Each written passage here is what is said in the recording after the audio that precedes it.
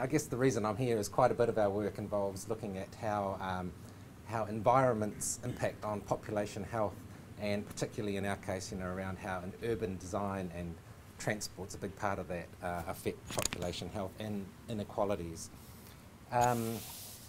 So the topic of my talk today, and by the way, thank you very much for the invitation to the organisers for inviting me along. Topic of my talk today is really looking at cycling and Māori well-being, and particularly around equity and inequalities. And it's been good to hear already, some of the talks featuring Māori and Pacific, focus on Māori and Pacific populations in terms of increasing cycling. And I don't apologise also for the fact that my talk is going to focus more on cycling for transport. I think those of us who come from a sort of health promotion perspective, I think there's been a lot of evidence and a lot of experience in the last few decades that if we want to actually introduce sustainable change, then we need to get activities that become just part of people's daily lives.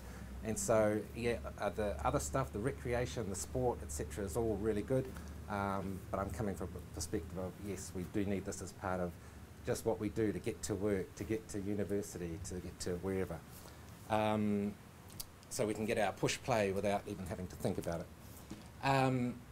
Also from an environmental perspective, I think, obviously if we can get cycling happening to replace travelling by car or whatever, then we can reduce greenhouse gas emissions and improve air quality, etc.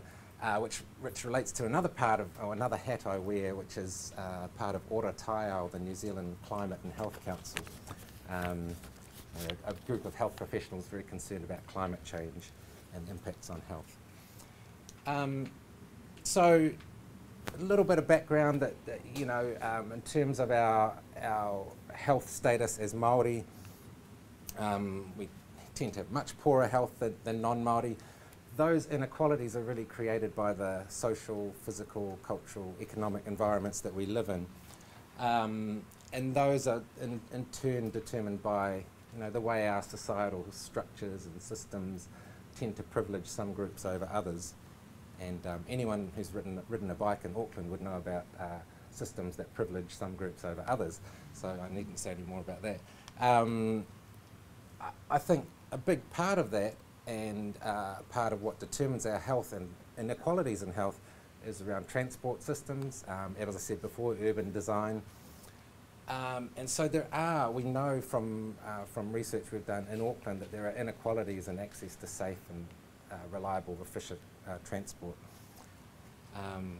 And Māori Pacific people obviously tend to be at the bottom of that picture. So I think active transport has enormous potential, and Māori and Pacific populations have great potential to benefit.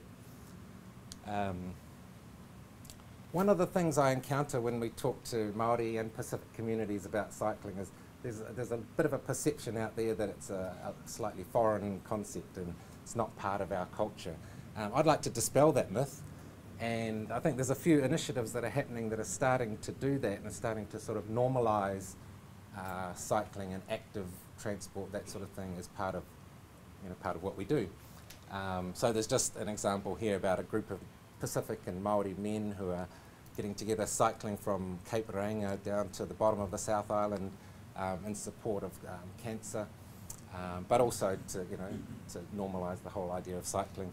Iron Māori, a big sort of triathlon event that's hugely popular among Māori, happens every year, sells out within minutes of it going on sale online. Huge demand for that.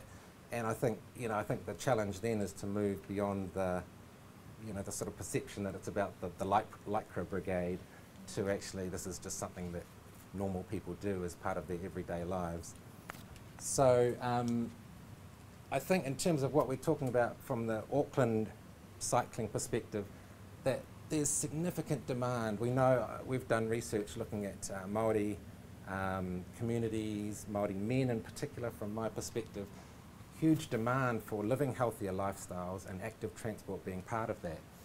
So there's no cultural barriers. The barriers do tend to be in the environment and in the infrastructure and the safety of the environment.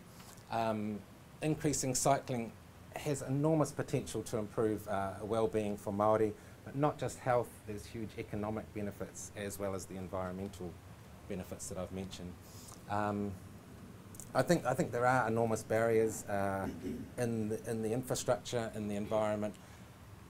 Probably my key take-home message would be that if we are going to improve that infrastructure and create safe cycling environments, then we should be prioritising those areas that are already disadvantaged and those populations that have the greatest potential to benefit. So areas of high Māori Pacific populations, high social deprivation.